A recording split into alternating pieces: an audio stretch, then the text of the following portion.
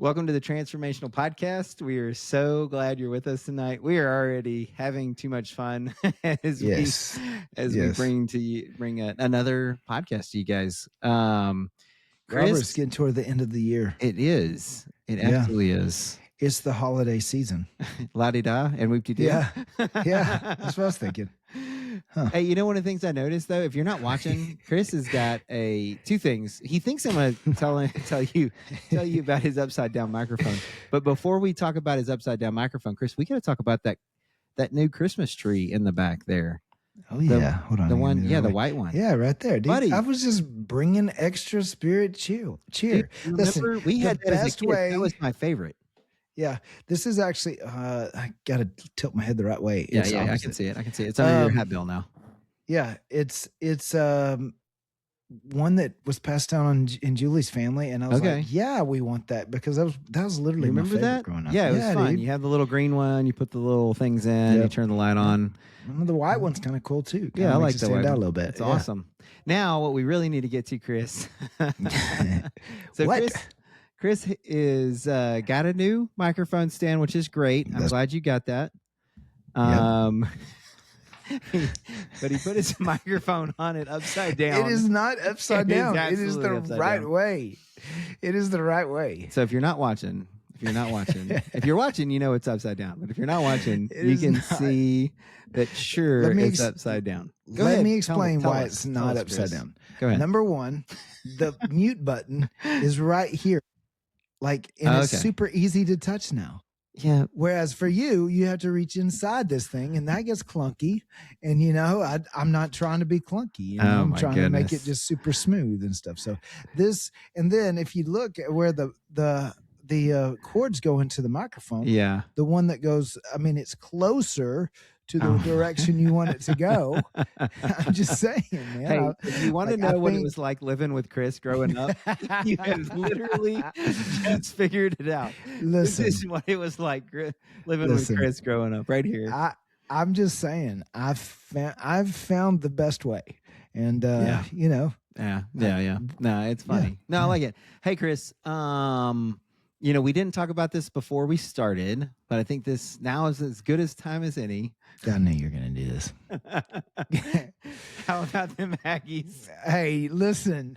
There's a lot going on here. All right. Go ahead. All right. Number one, best season we've had in decades. It was. I'll give you that. And Robert, I keep receipts. All right. Okay. There were people who called for the Aggies going 6-6 this year. Okay. Yeah. And then some people like, Barrett said they're going all the way. All the time. Okay.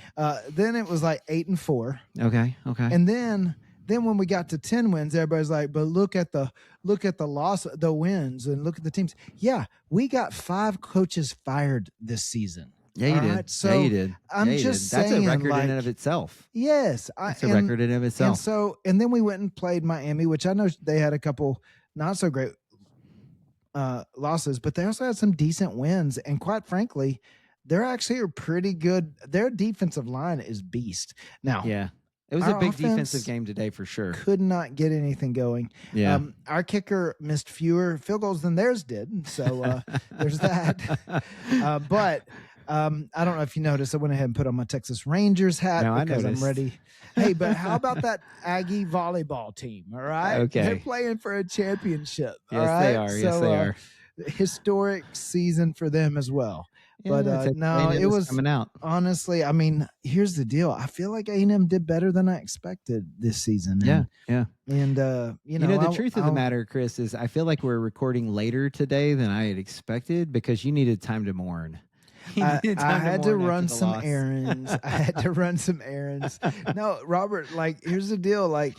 I'm pretty realistic when it comes to Aggie football. And one of the things that I've noticed under the now previous offensive coordinator is that our offense seems to be pretty good at the beginning of the season, but once the other teams start figuring out how to stop the offense, making adjustments, we didn't figure out how to keep them from stopping the offense. So, man, that's been the struggle the last 2 seasons under this OC. And so he's gonna go on to a head coaching position and take his mediocre play calling with him. And you know what? I good for them. Oh All my right, they goodness. deserve one another. So Yeah.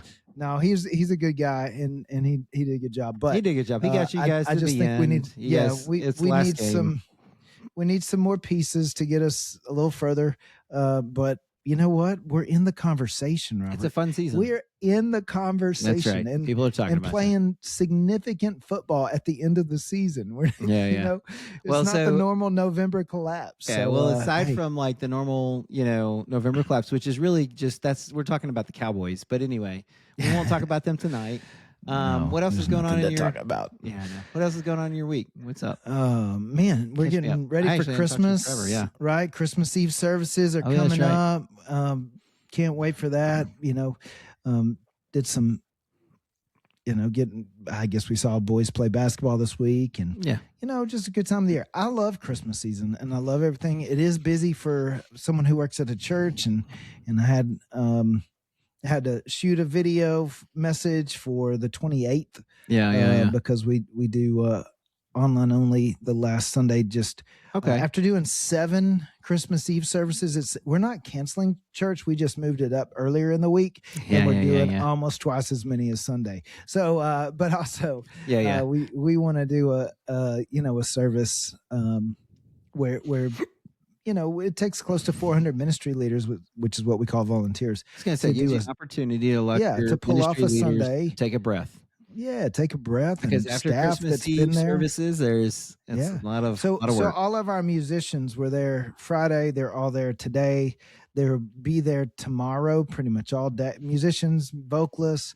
Yeah, I'll be there it's a lot of pretty work. much all day. When I say all day, I don't mean I'm going home after normal services. I'm staying for run through and dress rehearsal. And so when you start looking at all that, we want to just honor those people and their families and say, hey, we get it. We want you to be with your family. So, but that also means that I have to, get another message together for the 28th. And so I'm excited about it, Rob. I think it's going to be good. But hey, you're preaching on the 28th. So I'll likely. So here's the deal. Oh, I maybe might be. not. No, so here's the deal. Here's the deal. Pastor is on call for a grandkid. And so grandkid comes, I'm in. And so It's sort of like weirdly best case, worst case scenario. I do have a message ready to go. Chris, I even preached it tonight with the kids. On purpose? Like, was it a run through or were you addressing some issues? Run through. Okay. It was a run through. But it was a run through. Yeah. So so as a family, Hillary was coming back from Annapolis, but as a family, me and the kids, we were doing coloring books tonight. And yes, I was sitting there coloring with them because, when they ask you to do something like that, your answer should be yes, if you can, right? So, I'm sitting there coloring, which is not necessarily my strong suit. And my daughter, I might add, I said, where are the colored pencils? She goes, why? Because you can't be trusted with crayons. God, kidding. I was like, well played. No, so is Joshua coloring too? Dude, he was on point. He was using these like felt tip marker things. Okay. And I mean, it was impressive. I was like, Robert, coloring is not my strong suit. Hey. Anywhere, anytime, ever. You should see mine. But instead of just straight coloring, right? I'm giving them my sermon. I gave them a run through. And it was really actually kind of funny because Krista and them both, they like gave me some feedback, like, hey, what did you mean by this? I don't think that was clear. Hey, you might want to tighten that up here or whatever. So it was actually kind of nice. Nice. That I know my team at work, they appreciate how much I value that because I do that with them all the time. So like, at work, right? This week, as a matter of fact, I had a big meeting on Monday. I had a big meeting on Tuesday. I had two big meetings on Thursday. So this week was a lot of like high level presentations, high level talking. And then on Wednesday, I had like, no kidding, meetings all day long. So this week, by the time I got to Friday, I was like totally spent. I was burnt. It was like preaching every day for 4 days in a row. So I'd like know what the old pastors feel like from the back time. But I do it all the time. I will run by what I'm thinking I might say to my team. And then I'll stop and I'll go, okay, so now that you've heard it, how does that feel? What am I missing? What do I need to say differently? Yeah. And my team at first was like, no, it sounds great. And I'm like, okay, I got it. The boss said something amazing, but for real, what would you tell them, boss? Yeah. What would you tell me to do differently? And how do I make this better? And so they do. They give me great input. And like tonight, like I said, I'm sitting there coloring with them. I did learn one thing, Chris, though. I can't color and preach at the same time. It's not possible. I can't do it. I can't do it. I don't know why. I don't know why. Like the brain does not work that way. But anyway, I did my run through with them tonight. So maybe if I do preach in a week, it'll be, I'm ready to go. I have it all written out, and I'm not necessarily. Well, if it happens, scripted. how could I watch it? Is it live streamed? It'll be live streamed. Actually, I'll put the link to our service. I don't know why I haven't ever put it in our show notes. I'll put the show notes. In the show notes, there'll be a link to our church's live stream. So last week you dropped like we've got one that's already recorded from last week. Yeah. But you dropped one that was previously recorded. So when is this one going to be recorded? I'm going to drop this one on Monday. And we'll save the one we have in the hole for the following week. In the event that through the crazy of the holiday season, we've got one in the very bag. Well could happen. So, it's part of life. But Chris, I go a little bit MIA after Christmas. You do MIA, even with your family, but that's okay. It's not on purpose. If you were here, you would know where IA was. But, hey, dude, when we were talking about what we wanted to chat about tonight, I wanted to jump back into Proverbs. I don't think I'm going to drop that one about Proverbs before this one. So we did Proverbs last time, although people are going to get it a little out of order. But I wanted to do Proverbs again. They're not built on each other. Yeah, because honestly, Chris, you had mentioned last time about how much you loved Proverbs and how much you liked reading it and how much you get out of it. And it's Proverbs 3 that, as I was reviewing and I was thinking about what we chat about tonight, I was like, man, I really want to do Proverbs. And Proverbs 3 is where I just want to dig in there. If I know you said you had notes, so I'm definitely interested in what you have to say. By the way, it is killing me to watch you push the button from the bottom side of your microphone. It's the right place, man. It's so much easier. All right. Fair enough. All right. So, hey, y'all, here's what we're going to do. We're going to read through some of Proverbs 3, and then we'll talk about it. I have an idea. I want to try to get 1 through 6 for now, if that's okay. So it says Proverbs 3 says, "My son, do not forget my teaching, but keep my commands in your heart. For they will prolong your life many years and bring you peace and prosperity. Let love and faithfulness never leave you. Bind them around your neck, write them on the tablet of your heart. Then you will win favor and a good name in the sight of God and man. Trust in the Lord with all your heart and lean not on your own understanding. In all your ways submit to him, and he will make your paths straight." Now, we can keep going because I love the next part of this. But for some reason, Chris, Proverbs 3 is, I don't know, I think maybe one of my favorite chapters in Proverbs. Yeah. I love it because there's actually there's a pattern here. I don't know if you've ever seen it. No, I don't. Go ahead. There's a command or instruction and then a promise. Dude, I like it. Yeah, I don't think I've seen it like that before. Yeah, like it goes. Give us an example here. So he says, "Never forget the things I've taught you. Store my commands in your heart. If you do this, right there's the command. Do these things. Command. If you do this, you'll live many years, and your life will be satisfying." Right? He's like, "Hey, I've given you great instructions. Never forget them. Like live by them. And if you do that, then here's the benefit. Here's the payoff. Right? Yeah. And then it goes to verse 3, "Never let loyalty and kindness leave you. Tie them around your neck as a reminder. Write them deep within your heart." There's the command, right? Here's the promise. Yes. "Then you will find favor with both God and people, and you will earn a good reputation." So there's this like, hey, if you'll do this, here's the good news. Here's the payoff. Let's work through it like that then. What is the command promise of the first section here? What would you say is the command promise, right? It says, go ahead.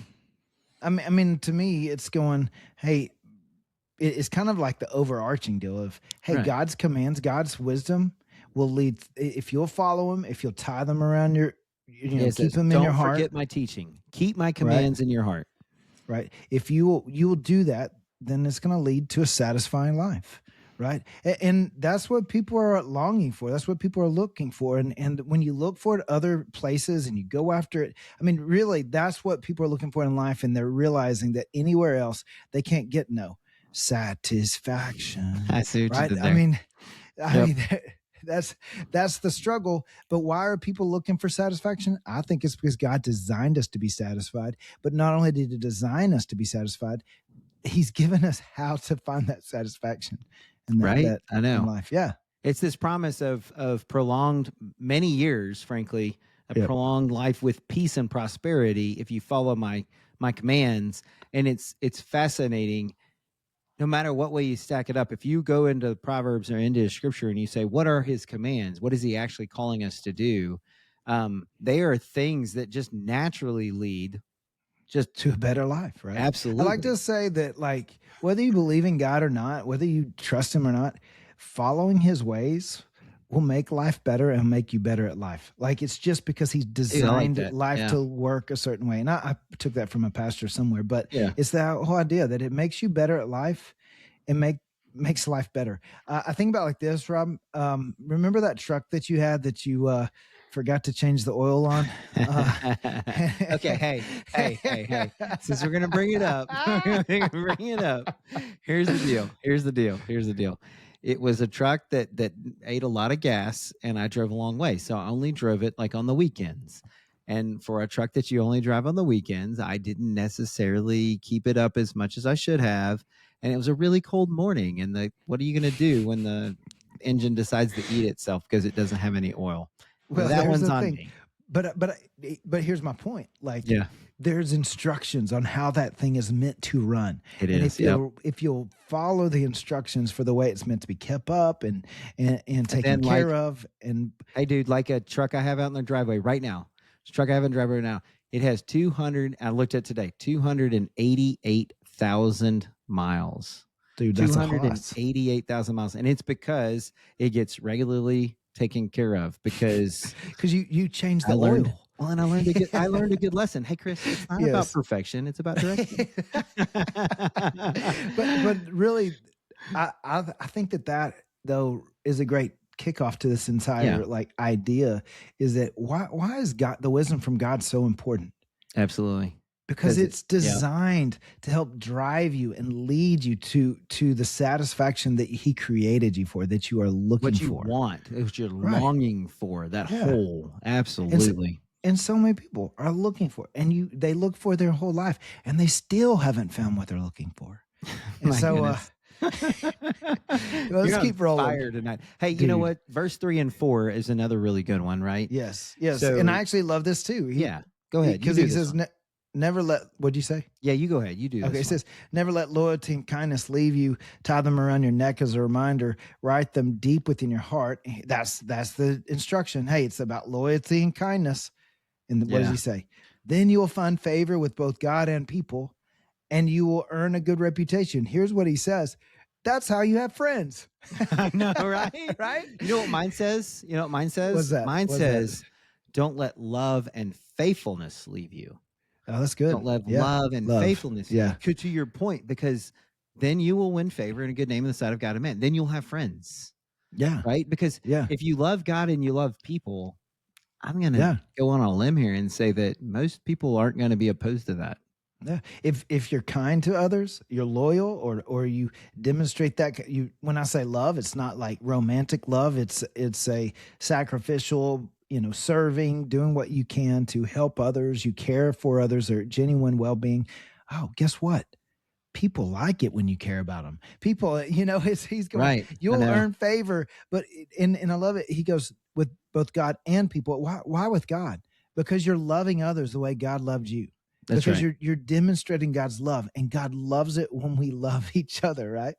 And so, and he says, then you'll earn a good reputation. And I enjoy that because it's one of those deals of going,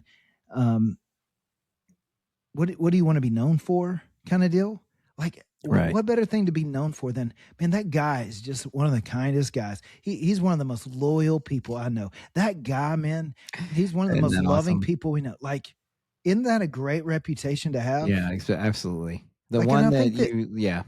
I think we've kind of oversold in this stoic like reputation. That guy's pretty tough, and he's okay, Yeah. but and that's great and all, but man, give me the guy who cares about people, who wants to serve people, and genuinely wants the best for others. Yeah. I'll take that guy as a friend. Yeah, I have a friend who's another program manager of a program here on base, and he before he was a program manager, he was doing some sort of rotation up at the Pentagon, and I knew he was kind and loving. You know, he's that kind of guy. I know he loves the Lord. He just smells like Jesus. Before I found out that he loves Jesus, right? Yeah. And so one day, I wasn't in my current position. This was years ago. He comes walking up with a group of people that are multi-service, so various services. It was back when I was doing a fellowship, and he comes walking up with them, and I'm like, "Hey, bud, where'd you come from? It's so good to see you. You know, hug it out. Hey, man, what's going on? How did you go?" Because, he goes, "I found your friends wandering around the Pentagon. They couldn't figure out where they were going, so I said, well, where are you trying to get?" And he's like, "I just figured out I'd walk them here to make sure they got to where they were going." And I was like, like, I am not shocked. Not even genuinely shocked good, in the least. cares about people. He cared and loved for those people. He didn't even know those people, but he cared and loved people. So yeah, I think that's a it's the command, and then it's the promise. And of course, then the next command is trust in the Lord with all your heart, lean not on your own understanding. In all your ways submit to him, and he will make your path straight. So the command is trust in God, don't lean on yourself, and he will make your path straight. Have you ever seen that play out in your own life, Chris? Oh yeah. Yeah.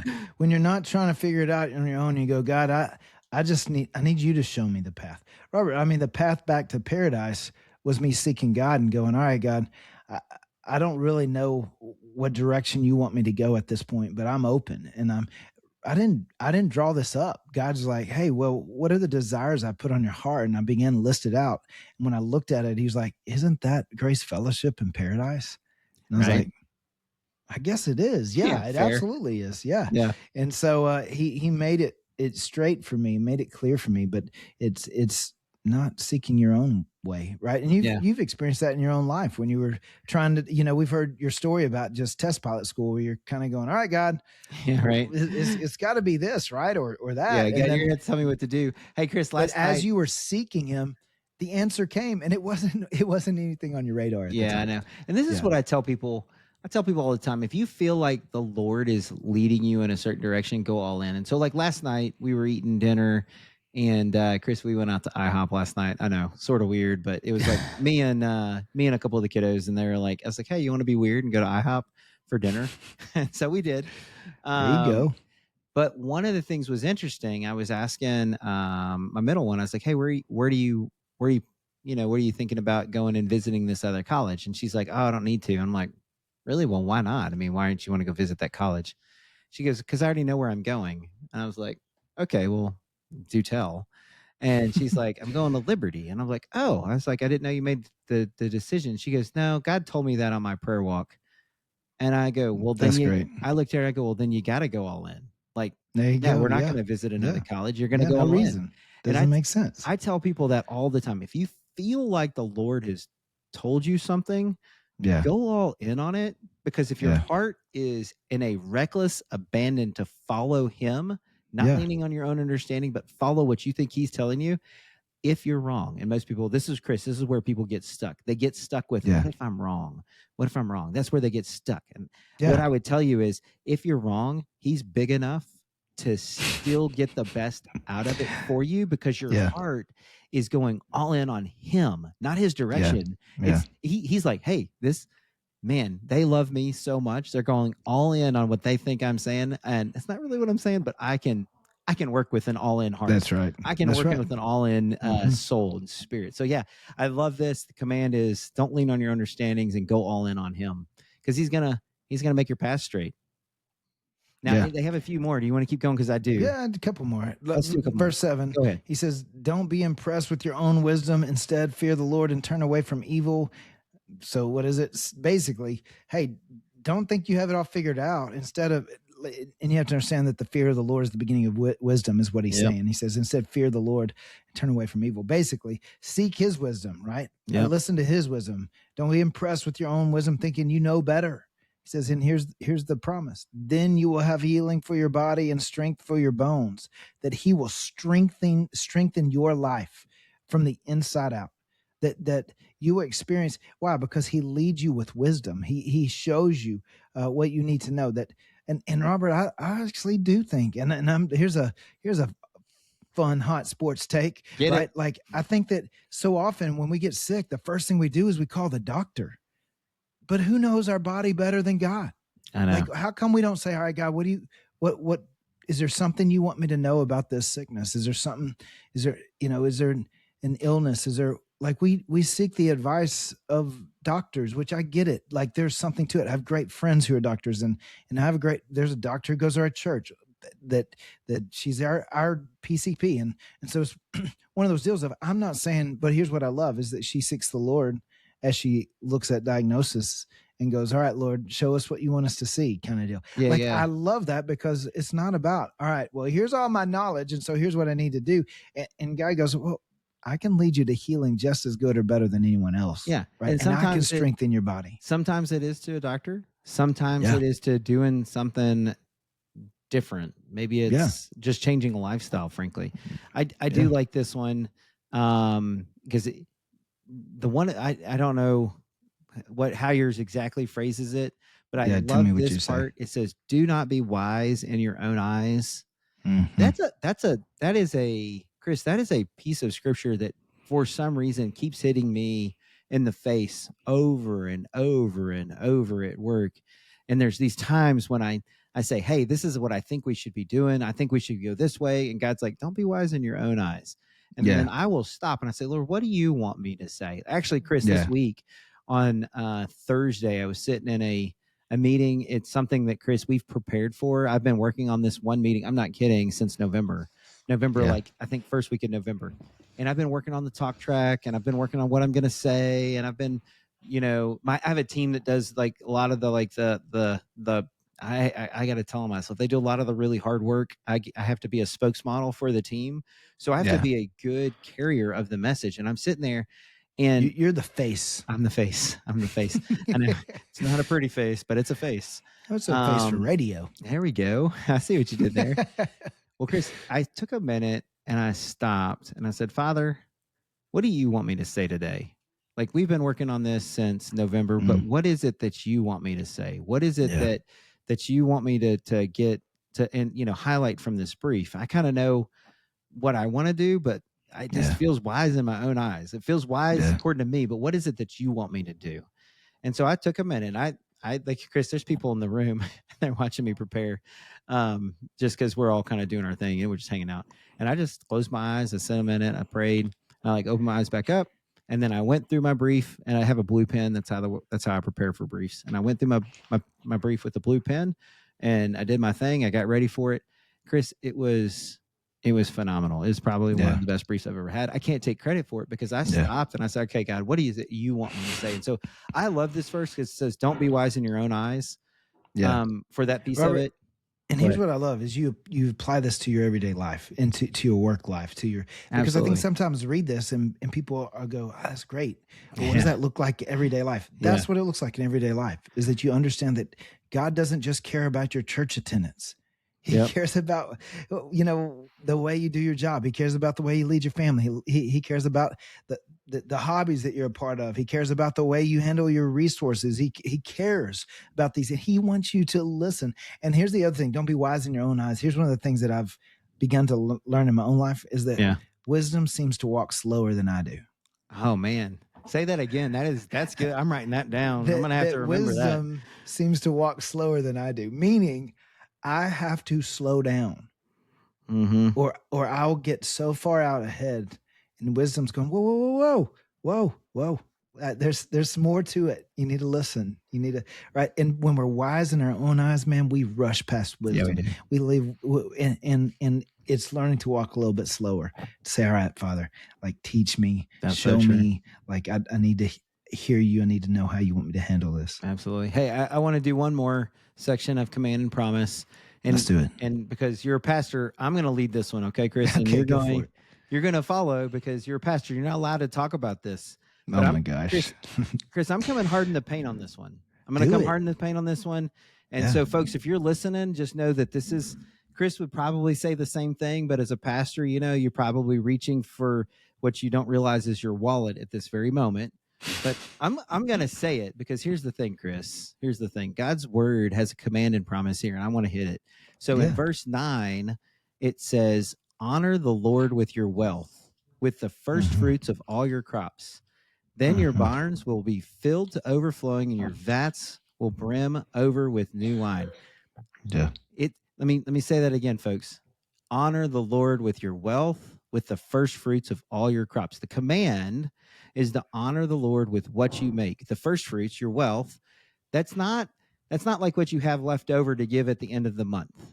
Okay. No, in fact, first fruits in their culture was known to be the first 10%. That's right. What it meant when it said first fruits. There was no ambiguity to the Hebrews when he was writing this. No, they knew exactly what it meant. He's talking about. First fruits was the first 10%. 10% because it was pre-law. It was literally go all the way back before the law was even given. That was what Abraham gave to Melchizedek. Yeah. He gave 10%. It's the first fruits. And we see in Romans, the first fruits mentioned, still talking about the same thing. Absolutely. We see other times throughout Scripture, the first fruits, it's talking about the first 10%. Yeah. Now, here's what he says, then he will fill your barns with grain and your vats will overflow with good wines. You know what he's saying? Is that you will always have enough. God will give you enough. He will, and you can't outgive God, you Robert. Cannot. And here's what I find so interesting is that a lot of people go, I just, I'm in a financial struggle right now. I just can't. And I'm going, the way I read this in my own life, and Robert, I've been there. I'm not trying to come down hard on anyone, Robert. Like I've been there where I've wrestled with it. And here's what I discovered. I can't afford not to. That's what I was going to say. You can't not, because if you're in the struggle, like it's imperative that you get it's the multiplier. It's the multiplier. It's the faith multiplier. Yes. Someone told me once, they're like, hey, I wasn't born with a silver spoon in my mouth like you. That's literally, Chris, I had somebody tell me that once. Yeah, and I wasn't born with a silver spoon. We had 0 silver spoons. We had plastic spoons in our family. Silver spoons. And I don't begrudge at all how God provided for us as kids. No way. Because God's provision in our household was so ridiculously evident. Chris, it was ridiculously evident to the point that I have never not given 10%, even in the hardest of times, because I'm so convinced that it is the multiplier. Yeah. That's the deal. And when you give 10% when it's easy, that requires no faith. And without faith, it's impossible to please God. And in fact, that's something that God challenged Julie and I with several years ago when we launched into this generosity initiative. And what I discovered is that we started auto drafting our giving because honestly, I kept forgetting. And I was like, I can't forget. And here's the deal: I pay all my bills that way, so it's not even like I'm doing it. It's like one of those things of going, well, it's more important than my mortgage. And my mortgage is an auto draft. Why would I not? That's exactly right. But here's the deal: my auto draft became autopilot. It no longer took any thought. It no longer took any faith. And God, I felt like God said, "Hey, time to take it off auto draft. Would you like to ask me what I want you to give at this point?" And that's that whole deal of decide in your heart. What is he talking about? That you ask God, what is it that you want us? Because it was for us where we are. It was above and beyond. Well, because I was about to say it was the starting point. It was the basis. It was the foundation. That's right. There's 2 parts to this verse 9, Chris, and you hit it just right on, which is honor the Lord with your wealth, and then with the first fruits of all your crops. Okay, so there's 2 parts here. It's honor the Lord with your wealth. And so when you get into the New Testament, there is what I call tithes, and then there's offerings. And so if you were to go examine my bank account and you're going to go examine what we had, Chris hit it right on the head. 10% is non-negotiable. It's to me, it's the Lord's. It's not mine. Yeah. That is his part of of what I make. Well, now it's all his. It's all his. He just lets us keep 90%. That's right. It's just non-negotiable. I don't even consider it. It's like it's his, right? Yeah. And then there is the offerings. And so if you were to look at our bank account, there'd be offerings. And I'm not going to give you the real specifics, but there's offerings. And Chris, there's something in my heart where I'd love to get to a point where I'm giving like 90% and only living off 10. That'd be sweet. And maybe that just is going to require a lesser lifestyle. And I say that in very seriousness. Maybe that requires a lesser lifestyle. And I don't know, maybe God will get me there. It's not about perfection. It is about direction. God hasn't given me that directly to me, but he has asked me to honor him with my wealth and my first fruits. And that is what I seek to do.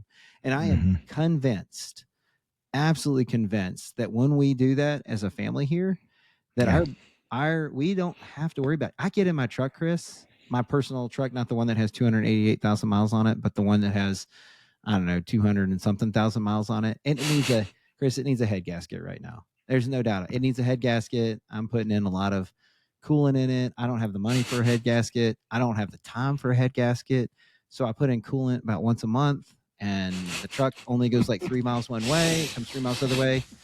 Chris, I'm legit so thankful to the Lord that every time I turn my truck on, it starts. I drive to work. It gets me where I need to go. I only have to put coolant in it, and I drive it home. And I don't have to do it that often. And I'm just genuinely grateful every time I get in. And I'm like, oh Lord, thank you that it starts again. Thank you that it's just a head gasket. Do you remember the year? You and I had a conversation. We were joking about taxes, and you're like, "Man, I had to pay Uncle Sam." I was like, "Well, you should have just written the check to me because I got paid by Uncle Sam because we were in a season of life where we were on one income. I was at a church that we had newly born babies, and we qualified like in a very low tax category that we got more from the government than you paid in taxes. I was like, you should have just sent me the check and we'd call it even. But it was one of those deals though, even in those times that it was that tight. We just decided that, and Robert, we never went without. He always did this right here, that he filled our barns with grain. We always had grain, and we always had what we needed. I was working at a church, so we didn't have good wine. And we weren't allowed to drink in that church. So, but that being said, killing me, that's hilarious. He took care of us. And so like, I always struggle because I want to tell people, hey, I get it. I get how it's scary. But for us, it's a faith decision, not a financial decision. 100%. Absolutely. It is and God has always showed up. And man, I think that's why I love this proverb, because it's so, or these proverbs in general, they're so practical. Yeah. Hey, if you'll do this, here's what you'll discover. So we have 5 promises tonight. The promise was, don't forget my teaching. The commands. We had 5 commands and 5 promises. The commands were, don't forget my teaching, be loving and faithful, trust God, not yourself, fear the Lord, and give first to him. All right. Yeah. Because his promise is you're going to get a prolonged life with peace. He will give you favor with God and men. He will make your path straight, meaning he'll tell you where you need to go. He brings you health and nourishment, and he will make sure that you have enough. He'll make sure you have enough. And so, Chris, if you wanted to bring us home, I thoroughly love this proverb, but how would you land the plane in the command? Well, before we land the plane, Robert, go ahead. I just want to ask, do you want to tease at all the clips that we're going to drop? Yeah, I mean, we can. This is a good time to do it. Do you have the ability to show it real quick? I do. All right, let's show it. We do have some clips we're going to be dropping while Chris is bringing it up. All right. Good old. You can set it up for a second. Good old Riverside brought 3 clips together on what we do in the majority of our podcasts. And if you were to call it bloopers, that's probably what we're talking about. So hopefully you can watch. If you can't, you can at least hear it. Chris is going to play one of the 3 clips, and it's pretty funny. You've probably heard every bit of this tonight, Chris. Go ahead, hit us. You ready with the one and only clip we're sharing tonight? We got 2 more coming out. Go ahead. All right, you see it, right? I see it. All right, here we go. Anyway.